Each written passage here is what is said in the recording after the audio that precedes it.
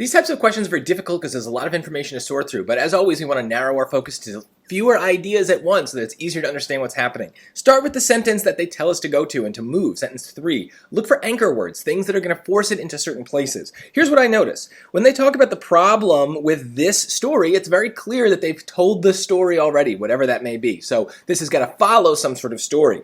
It's that the first person to tell it was Ross's grandson, William J. Canby, in a paper published in 1870, which is 34 years after her death. So they also introduced this guy Canby.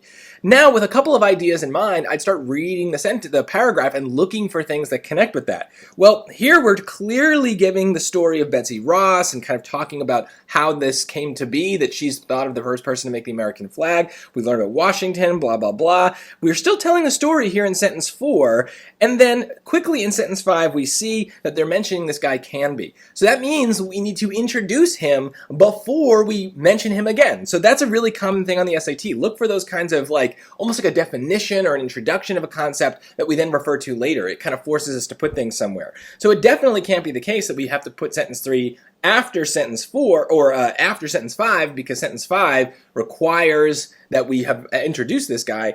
And yes, after sentence 4 is better.